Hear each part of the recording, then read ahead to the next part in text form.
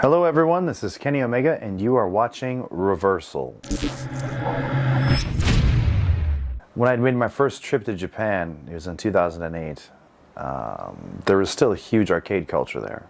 And of course I wanted to be a part of it. I wanted to go to a place where arcades were abundant and where I would see a ton of games and machines that I would never ever get to see in Canada or the US.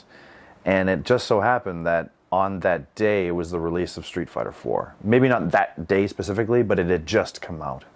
So there were posters everywhere. There was, monitors and setups everywhere to show where people were playing cabs, and so if you're passing by on the outside, you could see them from the outside what match was happening, and they would have whiteboards telling everyone the scores and who's the top guy of what location.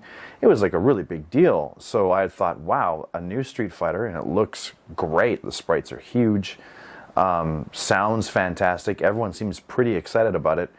And I thought, I have a chance to, I guess, learn at the same pace as everyone else, because everyone kind of started at the same time. Because I had sort of missed Third Strike.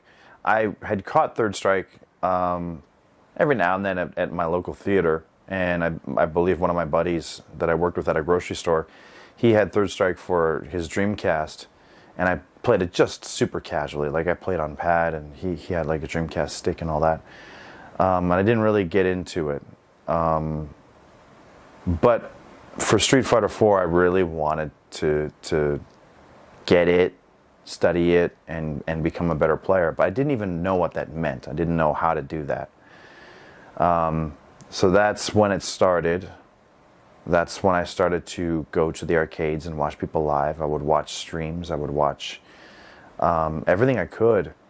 And that's when I started to realize slowly, not at first, but that things like frame data and all that were really important as you progressed as a fighting game player. And like combo routes and setups and things like that, and character matchups, all that sort of stuff. It wasn't just about, okay, what's my moves and what's my special moves. It was way more in depth, and I liked it that way. And when I first bought Street Fighter 4, I played a ton. Thought I was getting good. I was a pad player, a console pad player. But every now and then I would still go to the famous Shinjuku arcade, where all the best players would always go. Nemo was there all the time after work, and he would have like a 100-something game streak. He would never leave his cab. And on that particular day, I had seen Pungo there, and I thought it was kind of odd knowing that he was, a player from Korea. So I thought, like, hey, like you're Pungo, what are you doing here? And he spoke a little bit of English, and he had said, like, oh, there's, an event coming up because we have Tokyo Game Show coming up, and I'm actually lost. I know how to get here, but I don't know how to get to where I'm staying. So he showed me his phone, and I was like, oh, actually, I know where that is. I know exactly how to get there. So I could take you there. I'm not too busy. It's just going to be a while because you're like a half hour out. So he's like, yeah, sure. So we took off. I got him to his rental, and it was like himself, Z, Cien, Infiltration, a helicopter was there too. So all those dudes were there, and I guess they were about to film some Cross Counter Asia episodes, and they thought, like, hey, like if you want to be a part of it, you might as well like just hop on in and we can do stuff. And long story short, there was no pad. So I was like, how do you guys not have a pad? Like, I have to play this way. This is the only way I know how. And Sen was like, well, why? That's so weird. Like, why would you need a pad to play? Like, you're in Japan. How do you not use an arcade stick to play against the players? You have access to all these real good talent all around you, but you can't play with them or learn from them like one-on-one because you don't have the ability to use the stick. So anyway, that day was whatever. It was fun, but I thought, like, yeah, now it's time to get real serious. So To make a long story short, I went to my pawn shop, like that's right by my station. So it's right by my station. There's a pawn shop there, like a game pawn shop. So there's like retro games, there's cards, there's CDs, but mostly video game type stuff. And they had a stick. It was like a wireless stick for $27. And I thought, okay, I'm going to practice on this and see if I can get good. And rather than playing at the, where the big boys would play, at the Shinjuku station, I would go to my own station, which had great guys, but, it was a little bit of a lower level. And I would still get waxed.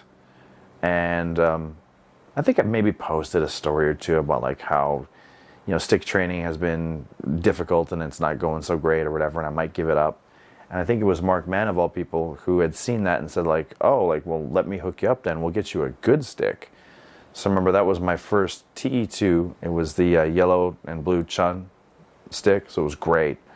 And I remember sending, I either uploaded it or I sent it straight to Mark, I'm not sure, about like my first training day on the stick, and the yellow buttons were all, like little pitter patters of blood on it, because I was playing and practicing, so my fingers were bleeding on it. And long story short, again, now a stick is the only thing I could really play on, and now it's kind of like it's obsolete already again. But that's what I do prefer, and that's what I do play on. And it really did help for the end of the Street Fighter era, and it really helped usher in my excitement for Street Fighter V when it finally did come out. Because as you know, when we're kind of playing, I guess I don't know if it was a beta version or what, or like just a pre-release version. Yeah, we were hanging out in the UK and getting some sets in right before the game release. There were instances when I would know that I would have X amount of time to get to where I needed to go, but I thought that if I beat my feet a little, hit the pavement a little harder, that I could go to the game center that was right by the station I needed to go to anyway, and I could get a few rounds in. And, after a show, if I had taken the train home as well, the game centers are always open, so I could always stop by there too. I used needing to go to one of the grocery stores that were very close by as an excuse to go shopping, but then make a stop by there. So that was fun. And they also they had like locals. So they would do like a local cool tournament every Thursday. So even if I wasn't playing, like I would make sure that I would go there and just watch and see, learn, I guess, as best as I could. And I guess I think even at that point too, like when I was starting to watch and learn, and I think when I entered a few times, a young player beat me twice in a row in both tournaments. And I just felt I had no options. I didn't know what to do. So I thought like, hey, I don't know these guys, but I guess I'll try to talk to him. So I remember talking to Julio, and I talked to Julio at that point, who was using Yun. I think Yun and only Yun explicitly. And I was playing Cody, so I was messaging BJ and Shane too, and I was like, BJ, like, I know you lose a lot to Julio, but you've beaten Julio as well. So what kind of tips can you give me for what he does? Because I can't figure it out. Like I just, no matter what I do, even if I have a good sequence, even if I feel like I'm winning in neutral, something just happens where I'm getting like really mixed up bad. And so through those tips, like it took months, but finally I was able to beat that guy in the local tournament, and I felt that was like a real huge moment for me. And I don't know, that was Street Fighter 4, but I felt that was a big reason for me to continue and try to be something in Street Fighter 5. When I first came to Japan, there was no internet for me. Like I didn't even have a burner cell phone. So I would have to take like a bike 45 minutes away to go to an internet cafe to watch whatever it is I wanted to watch, or to email people just to keep in touch. But by that time, I had a phone, and if I was at an arena and there was an event, I was watching it. If I was sitting in bed, and there was something in another time zone, I was watching it in bed. Watching all the Money Match stuff, like the after hours, the spooky session type stuff, like all that stuff was so entertaining for me, like so funny to watch. Watching Excellent Adventures. I always looked forward to watching Excellent Adventures. I always looked forward to watching, it was short-lived, but the show with Mike Ross and Flo was also very fun, super fun. The exchanges he had between him and K-Brad and all the guests. Like, I loved that stuff a lot, and I always felt that, I hope someone else is enjoying this as much as me, because this is like getting me through these tours. So it wasn't really a matter of time, because when you're traveling like an entire country, you're on a bullet train, you're on a bus, you're on a plane. There are a lot of times when there's nothing you can do but whatever it is that you want or need to do. So whether it's read a book, watch a stream, or just get some sleep, you're kind of bound to having to do something while sitting. So I thought it was easy to stay on top of it, but I did watch a lot, for sure. I also wasn't sure or confident that the FGC would accept professional wrestling. You can cheer for Austin Creed, Xavier Woods. Or you can cheer for the man that's gonna win. You can cheer for me. Take your pick and enjoy the show. And it didn't matter at all. Like, I didn't care if people were fans. I didn't care if they knew who I was at all. It had nothing to do with that. But I guess with past experiences dealing with, like, when I would first train jiu-jitsu, for example, or when I was first go to any other, mixed martial arts gym and spar, it's like, oh, hey, this guy's the wrestler. And it always kind of becomes like what are you going to do? Give me a stone cold stunner to tap me out? I wanted to really, it makes me feel awkward. And I didn't want to be in a situation like that, like, oh, don't choke me with the cord of your stick, or, it's not a steel chair. I was worried that it would be just a gag, like I would be the butt end of a really shitty joke. So, but it turned out everyone was cool, and no one was like that at all. I don't think I've run into even one person who had made me feel that way.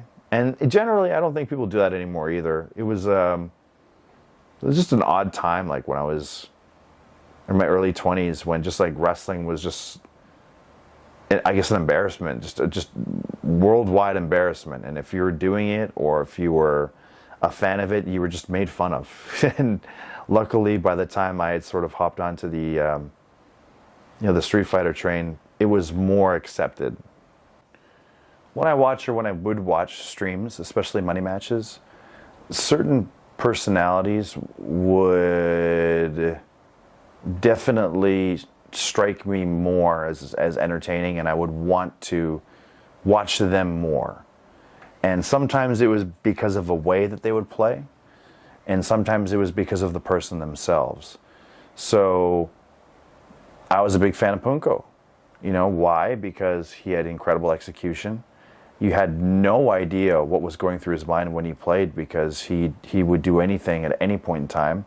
And he was the goofball that would take his shirt off. You know what I mean? So how could you not cheer for that? It was kind of tough. And then you'd have a guy like Smug, who, was always full of personality and had probably the most sickest of any combo videos released in Street Fighter 4 history. So he's fun to watch. But then you get maybe a guy like Pepe Dai, who you don't really know much about him, but just by watching him play, you're entertained. And it's almost like it's like an existence beyond Pepe Dai the person. He's expressing himself through that character, El Fuerte.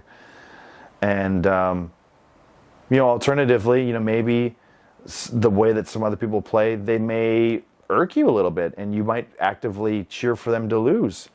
I'm probably not the only one to say it, but I mean, like, a lot of people near the tail end of Street Fighter 4, Ultra Street Fighter 4 specifically, it was hard for me to cheer for in Atlanta. It was really difficult. You just wouldn't, didn't want to see them win. It was nothing personal or whatever, but yeah, like, I feel like you learn a lot about the people when you watch them play, and sometimes you're lucky enough to actually get a more deeper look where you can learn about a person, not only inside of the game through how they play, but outside of the game through commentary, or if they would stream, or if they were a guest on one of Mike Ross and Gutex's shows or whatever. There's so many outlets at that point where people were actively trying to get to know the athletes, and so it was easy for you to find your favorites, just like you would in hockey or football or whatever. So it was cool to have people that were representing different countries and characters that I could care for. So when I really decided to hunker down and play Cody seriously, because I love Final Fight as a franchise, and it didn't seem like we were going to get any of their Final Fight characters in Ultra Street Fighter 4. I mean, we did get Poison, I guess that counts, and Rolento. But at that point, like, yeah, Cody just seemed to really speak to me, and I love the gimmick of the knife. It's just a way for me to differentiate myself from other fighters. So I was kind of like looking at, like, okay, who are the guys that are playing this character in a way that I would like to play? And for me, at first, because I reached out like a long time ago already, it was BJ Unchained, because BJ Unchained's style was clearly good enough to beat Julio, who was the top Yun at the time. It was clearly enough to beat Bon Chan. Top Sagat, world-renowned player, legend. So I thought maybe that's how I should base my style. It turned out, though, that I had learned a little more about the style that I like to play from a guy. His name's Pai Chin. Yeah, so he's one of the Pai guys. So, and those guys are all super fun. So once I kind of got into that rabbit hole, so where you're seeing like Smug, Chin, when you got Pai Sai on commentary, it's just like you're gonna watch a fun stream, and you're gonna watch like some real sick matches, money on the line, so everyone's trying extra hard, everyone's getting hype. It was cool to kind of take a peek into that scene, and then to see how kind of what Cody was actually capable of. And then you see it at the highest level, the absolute highest level, like with how Momochi was using him, for example. And I sort of tried to find like the medium ground. It's like, how do I get the tricks and gimmicks in, and how do I still keep it tight, and how do I still hit these links the way that these top players do? So it was a challenge, but like I really wanted to razzle dazzle the crowd by not only being a personality, but by hitting like hype combos too. I still feel like when I watch Daigo play, especially in tournament, not so much like on his online replays, but in tournament, I sort of feel like I can see his personality through the way that he plays the character. And I think that's really cool. A cool aspect of Street Fighter V is when they have the synergy between character and player, it really makes for that round to be more entertaining. And I'd sort of caught that feeling too, when Nemo was first using Urien. I was like, yeah, like this is a Nemo character, and you're gonna get a really crazy off the wall match. And it sucks that a guy like Punko or whatever never found that character for him. But and now some characters, now that there are new characters and there's been like sort of a rebalancing, they're sort of toiling in obscurity, not knowing who it is that best represents them. Like we have Tokido, who is arguably one of the greatest fighting game players of all time, and he's on Luke, but he's also on Urien, and I've seen clips of him now playing Dalzim and Balrog, and no one really knows. So for me, I feel like watching players that embody their characters are the ones that sort of get me most excited. So like, I really like watching Smug play. Like, I like watching Smug play Balrog. I like watching him play G. Idazan, when he plays Zangief, is really cool to see. Daigo Gao is really good. I like characters that do wrestling moves, being a wrestler and all that. So I saw Luke has a DDT in one of the 4 or the 5 characters that we've seen. I don't know if that necessarily means I'll be playing Luke, but like, I hopefully down the line will find someone that speaks to me. It doesn't have to be on the release roster, but I think eventually they'll be coming. So in Street Fighter 6, I haven't felt like any of the original 4 or 5 characters that we've seen on footage speak to me. But from the leaked concept art, if it truly is going to be the release roster, there's a character named Marisa, that looks pretty interesting. And I'm hoping that there's some good options for strikes, some lengthy normals, and hopefully some suplex, valet tudo, or samba type stuff that we can use. Being a part of events is always going to be important for me. I don't have to be a focal point. I don't have to be a host. I don't need to do commentary. That's not important. I would show up to an event just to show up. But if there are opportunities to to do something fun, of course I'm going to say yes. Like, I would be silly not to. But as always, I do want to feel confident in my gameplay. The last thing I want to do is to come across as disingenuous, and I don't want anyone to think that I would hang around the scene just to collect a paycheck. It's absolutely not what I'm here for. I'm not there for the money, and I don't need the spotlight. If something that I can do can make people happy, or can create an entertaining little skit, at an event, I'm all for it. I'll never expect to earn a spot at CPT, but hey, who knows? I mean, if I get a whole heap load of time to rehab an injury again, maybe that could be something that's very possible if I try and train hard enough. But yeah, long story short, definitely going to try and do the best I can with Street Fighter 6. Even though what we have right now is very limited information, I'm trusting it'll be great. Let's go.